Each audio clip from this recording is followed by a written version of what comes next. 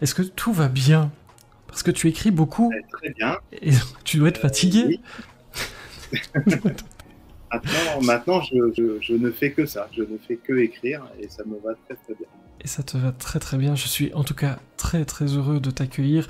On va parler Ouais. de plein de choses, bien évidemment. J'ai déjà mis la couverture parce qu'on en a un peu parlé tout à l'heure. Je vous ai fait du tease. Parce qu'on n'a pas fait pitcher Nicolas pour te laisser le bonheur de le faire. Est-ce que tu peux te présenter en quelques mots pour les personnes qui n'ont pas encore le plaisir de te connaître et qui nous écoutent ce soir dans la boîte? Eh ben, je m'appelle Eric Oliva, j'étais fonctionnaire de police jusqu'en début d'année. J'ai passé 32 ans dans ce très beau métier. J'ai commencé en 1991 avec l'école de police de Marseille et puis j'ai été muté successivement 10 ans sur la région parisienne, sur le 93 plus exactement. Donc un département que je connais très bien. Et ensuite, je suis descendu dans le sud, donc j'ai fait 5 ans au commissariat de l'évêché à Marseille et 17 ans à la brigade des stupes de l'APJ de Nice. Vaste parcours, on va en parler parce que ça donne évidemment, j'imagine, plein d'idées pour écrire des romans. Angie, on me demande aussi dans le chat, je ne sais plus qui, attendez, je retrouve, Curpip, où est-ce qu'on peut trouver tous les livres qu'on présente ce soir? Est-ce qu'il y a une boutique sur votre site internet? Je connais la réponse, mais j'adore poser des questions auxquelles je connais les réponses. Oui, oui, effectivement, sur le site, on peut les trouver partout, mais sur le site, on a une boutique, bien sûr, oui, oui. Et puis en librairie, j'imagine. Librairie, Fnac, Amazon, après pour ceux qui aiment bien ce genre de boutique, sinon chez votre petit libraire de quartier, même s'il n'est pas physiquement dans les rayons, vous passez commande et voilà, on sera un plaisir de leur livrer. Alors Eric, une carrière comme la tienne, on l'a parcourue très très très vite, là il y a une seconde, c'est, je le disais, sans doute une source d'inspiration sans fin pour le romancier. Oui, oui, c'est sûr. C'est malgré malgré toutes les enquêtes qu'on peut oublier régulièrement parce qu'elles s'enchaînent et elles se ressemblent ou ne se ressemblent pas, mais elles sont tout le temps différentes et se croisent parfois sur plein de points. Oui, ça donne forcément des idées. Après, je pense que c'est pour tous les flics pareil, parce qu'il y a quand même beaucoup maintenant de flics qui écrivent. On a tendance à éviter d'écrire réellement ce qu'on a vécu. Ça donne des idées, on prend les idées, on les met noir sur blanc, et puis après on va faire de la fiction autour. Déjà parce que moi, ça ne m'intéresse pas de me remettre dans le drame que j'ai vécu. Et puis ça laisse un petit peu la possibilité au cerveau d'imaginer plein de choses autour et puis de broder pour faire rêver le lecteur, pour faire peur au lecteur, pour faire angoisser le lecteur. Voilà, tout ce genre de trucs, on est obligé de rester un petit peu dans la fiction. C'est une consigne que tu te donnes à toi-même, un espèce de devoir de réserve, ou bien est-ce qu'il y a vraiment des consignes quand on a été dans ces fonctions-là, de ne pas dévoiler certaines choses, même quand on n'est plus en fonction? Est-ce qu'on pose la question, est-ce qu'il y a des consignes très claires, ou bien c'est simplement un sens très personnel et la vision des choses qui fait que c'est inspirant, mais qu'on ne fait pas du copier-coller avec ce qu'on a vécu sur le terrain? Ouais, le devoir de réserve forcément existe, donc on est obligé de s'y tenir. Après, moi, c'est une consigne que je me donne à moi parce que je n'ai pas envie de revivre les drames que j'ai vécus pendant 32 ans quand j'étais en fonction. Parce qu'on parle de livres polars, qui dit polar dit roman noir, il y a plein de nuances hein, dans les genres. Il y a aussi de la lumière dedans, et c'est important. Des gens derrière, expliquer les métiers des collègues que tu as pu avoir, j'imagine. Est-ce qu'ils se retrouvent dans tes livres, ces personnes-là? Oui, bah, de temps en temps, je leur fais des clins d'œil. Donc, moi, ça m'amuse, ça me fait plaisir. Et puis, je me dis que quelque part, avec tout ce qu'on a pu vivre ensemble, parce qu'il y a eu quand même des moments qui ont été très, très pénibles, ça restera forcément écrit quelque part et puis on pourra s'y retrouver pendant des années, et notamment sur la BD du Soleil vers l'enfer, où là j'ai pu avoir vraiment le plaisir de travailler avec Nicolas et de lui demander qu'il croque réellement mes collègues qui se sont réellement reconnus dans la BD. C'est quoi le déclencheur qui t'a fait entrer dans l'écriture? C'est un écrivain américain qui s'appelle Clive Cussler. Puisque moi, jusqu'à mes 30 ans, quasiment, je n'ai quasiment jamais lu de livre. J'étais pas du tout littéraire, encore moins les écrire, forcément. Et puis, un jour, en vacances, j'ai voulu acheter un Clive Cussler en format poche pour me dire, bon, on va essayer, on va voir ce que ça donne. On m'en a parlé, on m'en a dit du bien. Et puis, 3 mois après, j'avais lu toute sa bibliographie. Une fois la bibliographie terminée, j'ai écrit mon premier roman, qui à l'époque s'appelait Peter, qui a été rebaptisé depuis Mafia en eau trouble. Et après, ça s'est enchaîné, et jusqu'à maintenant, on en a sorti quasiment un par an, puisque j'en suis au 10e et que ça fait 11 ans que j'écris. Déjà 10. Angie, tout de suite séduite par la plume d'Éric, si tu devais la définir et la décrire aux gens qui nous écoutent ce soir. Alors, avant de connaître Éric par sa plume, je l'ai connu par les salons, en fait. On a fréquenté les salons littéraires en même temps, ensemble. Et j'entendais les retours des lecteurs et d'autres auteurs aussi qui étaient vraiment très fans de sa plume. Donc, quand j'ai monté ma maison d'édition, ça faisait partie des auteurs que j'avais envie de récupérer. Donc, j'ai eu le plaisir après de découvrir sa plume par moi-même. Et oui, j'ai été conquise de suite. Il sait très bien, voilà, il y a quelques auteurs comme ça qui ils savent qu'ils ont un contrat pour le prochain livre, quel qu'il soit. C'est une certitude. Et c'est vrai que quand on ouvre le site et le catalogue des livres et du rêve, on voit que tu apparais un peu partout. Comme tu dis, tu es prolixe, il y a pas mal de choses. Moi, je propose qu'on parle de 2 sorties en particulier. Alors, je vous invite quand même à aller jeter un œil à tous les autres, parce que il faut se faire plaisir, hein. C'est bientôt des anniversaires aussi, vous n'hésitez pas. Il y a d'abord Du Soleil vers l'enfer, dont on a parlé tout à l'heure. Vous voyez la couverture juste là, à côté de moi. On en parlait tout à l'heure, je le disais, avec Nicolas Devergy. Tu retiens quoi de cette collaboration, et avant tout, de quoi parle ce livre? J'ai promis de ne pas l'embêter avec le pitch tout à l'heure, du coup je le demande à toi. De quoi parle ce livre BD maintenant? Alors, pour parler du roman par lui-même, parce que la BD s'inspire totalement du roman, donc ce serait vraiment le même pitch. Mais en fait, c'est l'histoire d'Emma, qui est une jeune femme veuve, mère de 2 enfants, qui va perdre son travail pour raisons économiques. Et puis, à partir de ça, la vie va la broyer un petit peu, les dettes vont s'accumuler. Et donc, elle va décider, pour mettre un petit peu de beurre dans les épinards, puis surtout pour finir les fins de mois, elle va décider de faire accompagnatrice, on va dire, je ne vais pas dire call girl, mais accompagnatrice de personnes. Et elle va tomber entre les mauvaises mains. Et de fil en aiguille, elle va être embarquée dans un trafic international de stupéfiants. Et sa vie va basculer en fait dans l'horreur. C'est pour ça qu'il s'appelle Du Soleil vers l'enfer.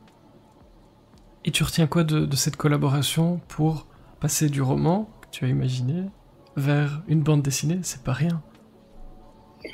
Oui, c'est pas rien, parce que c'est vraiment un milieu que je ne connaissais pas du tout. La BD, j'en ai lu quand j'étais enfant, mais c'était des BD enfants. Hein. On revient à Mopi.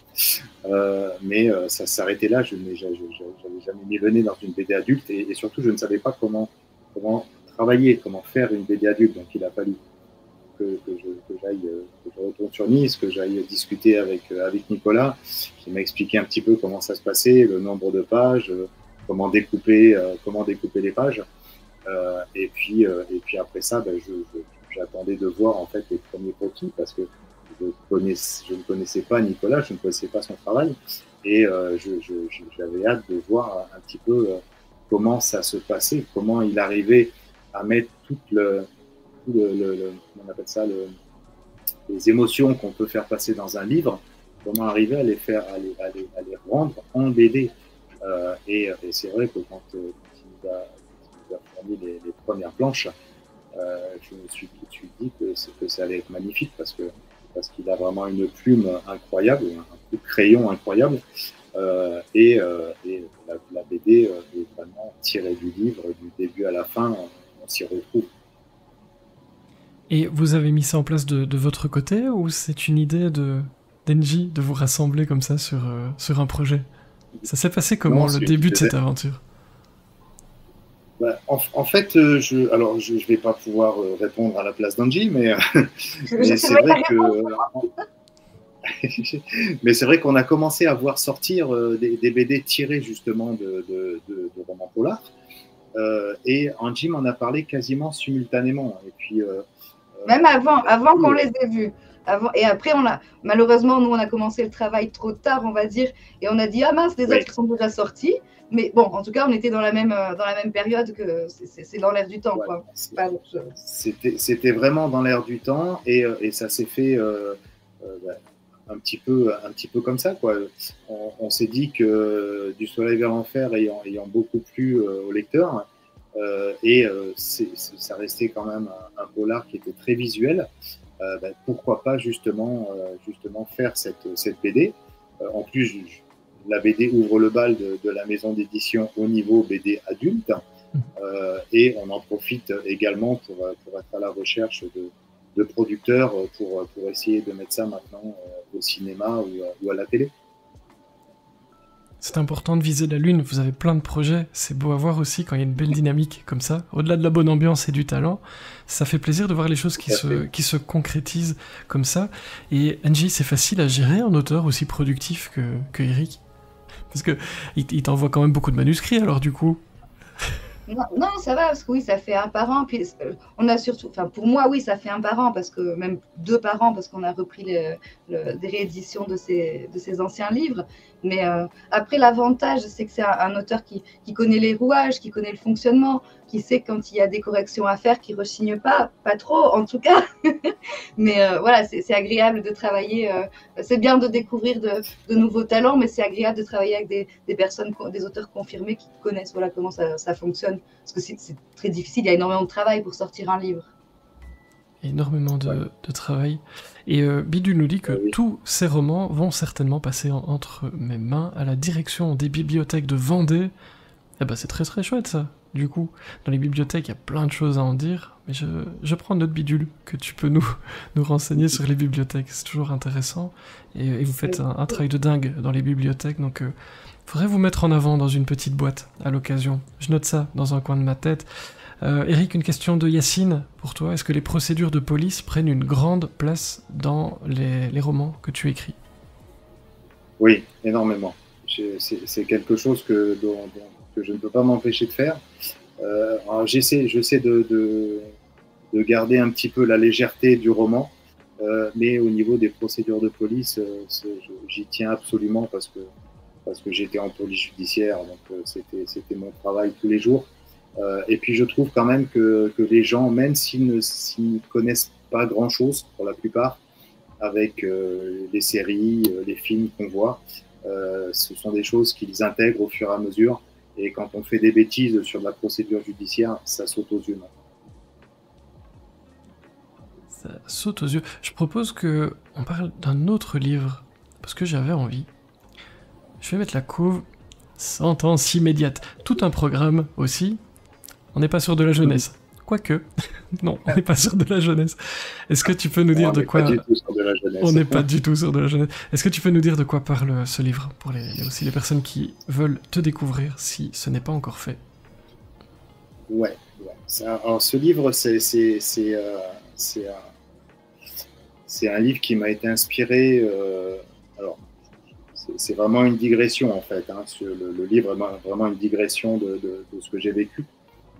Mais en fait, elle m'a été inspirée par une anecdote que j'ai réellement vécue quand je travaillais sur la région parisienne. Et un jour, j'ai assisté en direct à un meurtre sur une une piste de station-service, station essence, et au suicide du meurtrier. Donc, en fait, c'était un homme qui se disputait avec sa maîtresse, il a sorti une arme, il l'a tué de 2 balles dans la poitrine, et puis dans les 15 secondes qui ont suivi, il s'est mis une balle dans la tête. Et en fait, j'étais au troisième étage, chez des amis, au 3e étage de l'immeuble d'en face. Et comme ça criait sur cette piste d'essence, je me suis mis à la fenêtre, forcément. J'ai vu l'entièreté de la scène. Très rapidement, il y a plein de questions qui arrivent dans ces cas-là. Et moi, la première que je me suis posée, c'est où sont les caméras, parce qu'on pensait vraiment que c'était un film. Et puis, très rapidement, j'ai très vite compris que c'était pas du tout un film. Et donc, je suis descendu en courant, voir ce qui se passe, appeler des collègues, essayer de donner les premiers soins. Et puis, bon, c'était trop tard pour cette pauvre dame. Et le monsieur avec une partie du cerveau en moins est mort, m'a attendu en fait pour mourir. Donc, c'est une histoire qui m'a énormément marqué. Et du coup, j'ai digressé sur Sentence immédiate, donc l'histoire d'une famille qui descend du Nord, qui travaille dans le Nord, qui descend du Nord parce que madame est malade, elle a une maladie orpheline, et ils viennent s'installer sur Nice. Et une fois installés sur Nice, ils ont du mal à trouver du travail, puisque lui était dans des usines, il était chaudronnier, et puis à Nice, les chaudronniers, c'est parce que ça fait pas légion.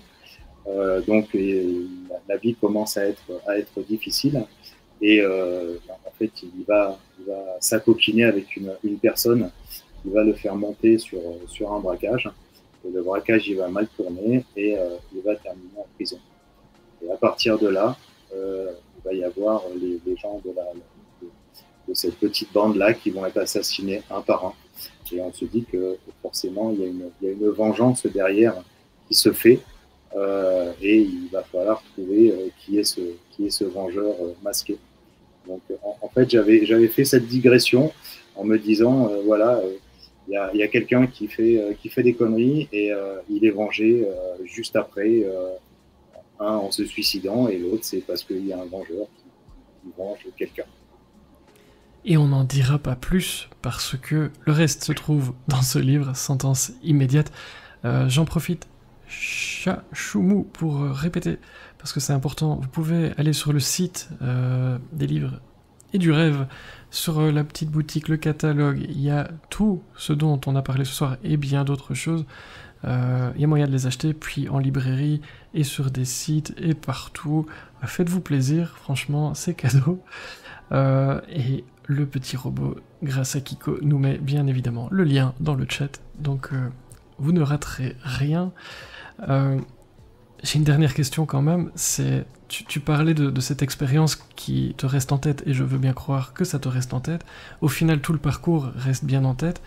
Ça permet d'aller un peu mieux, d'écrire, de ne pas trop garder ça en soi et d'évacuer une partie et d'en faire quelque chose plutôt que... C'est une question qui est posée très très souvent, qui m'est posée très très souvent, et je pense qu'il est posée très très souvent aux écrivains policiers. En fait, non, j'écris pas pour extérioriser quelque chose. J'écris simplement parce que j'ai vécu effectivement plein de choses, et que ça me donne la possibilité de raconter, d'imbriquer des faits dans des romans, d'arriver à donner envie au lecteur de savoir non seulement comment se passe l'arrière du décor, et en mélangeant ça avec de la fiction. C'est pour ça que généralement les gens qui lisent mes romans disent que c'est très visuel, parce que j'ai vu ce que c'était, donc je fais un effort, j'essaie de faire un effort pour décrire au mieux ce que j'ai vu, et puis ça reste très près de la réalité, parce que je ne peux pas m'empêcher de rester très près de la réalité. Quels sont tes projets pour terminer ce petit passage parmi nous dans la boîte qui était bien trop court. Mais tu reviendras nous dire bonjour, évidemment. Vu que tu sors un livre chaque année, tu seras obligé de repasser par ici.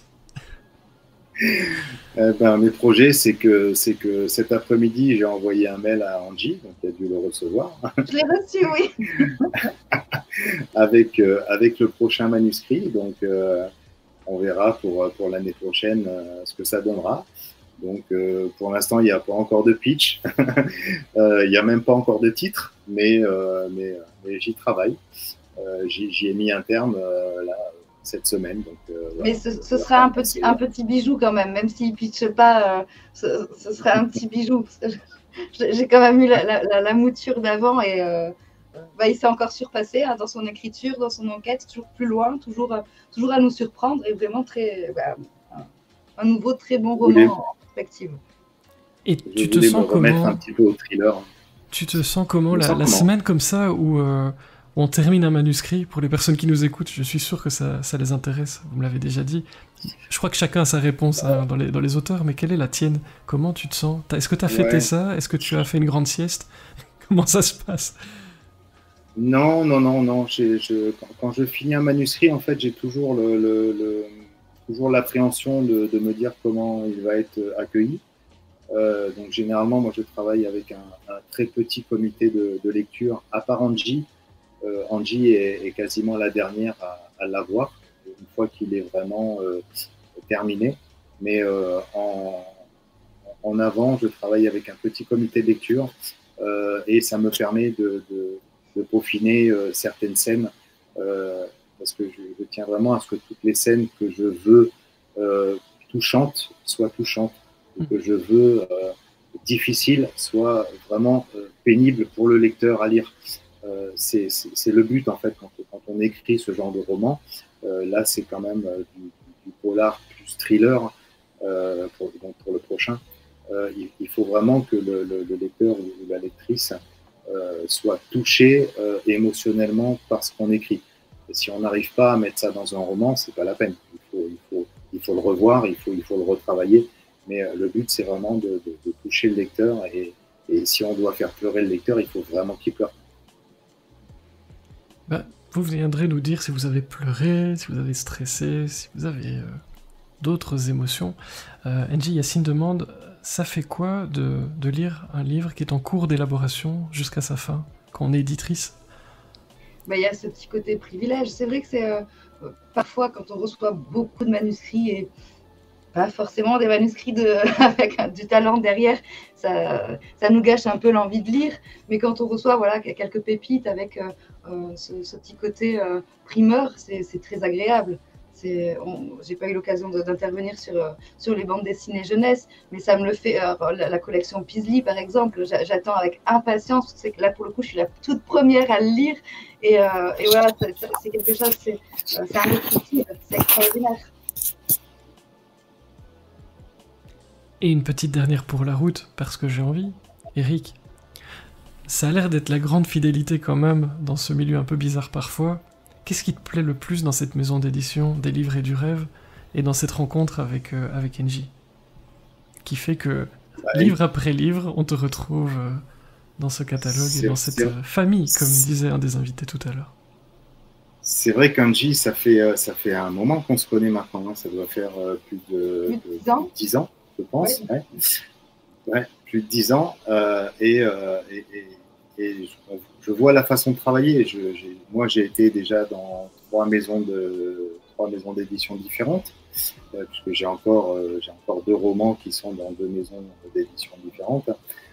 C'est pas du tout la même chose. Ça reste quelque chose de froid, ça reste quelque chose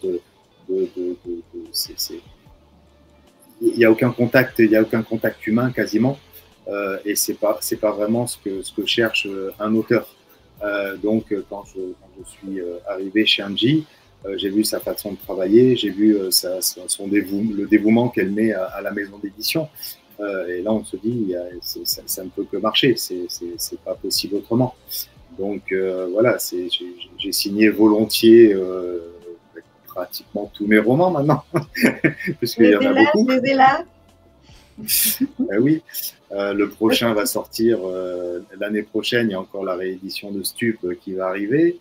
Donc oui, ça commence à faire pas mal. Ça fait 6. Voilà, donc c'est vraiment une famille et puis on aime beaucoup. Enfin moi personnellement, j'aime beaucoup travailler avec Angie, bien que des fois elle soit un petit peu stressée, on va dire, mais ça, c'est le problème du patronat. Hein. C'est comme ça, on peut rien y faire. Oui, je leur râle beaucoup dessus, je leur crie dessus, c'est vrai, quand je suis stressée. Tu cries, toi? Moi, je suis tout seul de mon côté, on va dire, mais c'est vrai qu'elle, elle est avec 20 auteurs, et puis il faut gérer tout en même temps. Il y a combien d'auteurs dans la maison, Angie? Alors, en tout, pour le moment, 20, et l'année prochaine, on passe à 27. On a énormément eu de sorties cette année, on en a eu 14. Et non, on a 23 auteurs et on a 20 titres en tout. Donc ça fait, avec les illustrateurs et les auteurs qui font un seul même titre, voilà, on est monté en puissance cette année, enfin 14 d'un coup pour les sorties. Et voilà, l'année prochaine, 7 auteurs supplémentaires. Donc ça fait pas mal. Un petit mot de la fin, Eric, avant de passer au tirage au sort pour remporter un livre dans le catalogue de cette maison d'édition des livres et du rêve, puis on passera au quiz que vous attendez avec impatience. Je vais essayer de voir si on a répondu à toutes les questions pendant la soirée, pendant qu'on met tout en place. Est-ce qu'on a parlé des Padawan? Non, on le fait pendant le tirage. J'ai noté ça dans un coin de ma tête. Eric, un petit mot de la fin pour conclure ton passage parmi nous ce soir. Tout d'abord, merci beaucoup Frédéric de m'avoir accueilli. Merci beaucoup pour cette émission qui a mis en exergue la maison d'édition des livres du rêve. C'est vraiment très très sympa de ta part. Nous, on essaie de faire le maximum de notre côté pour donner du plaisir aux lecteurs. Je pense qu'on y arrive quand même assez bien. Et puis, on attend que les lecteurs et les lectrices viennent à nous sur les salons et puis viennent à notre rencontre, viennent nous poser des questions, viennent lire ce qu'on écrit, parce que c'est quand même le principal. Quand on écrit, c'est pas que pour nous non plus. On a envie de donner un petit peu de plaisir aux gens. Et puis voilà. Merci pour tout ça. Et puis je vous dis à très bientôt sur un prochain salon. Avec énormément de plaisir. Le meilleur pour toi. Et puis on se revoit dans la boîte ou ailleurs. Qui sait? On verra bien.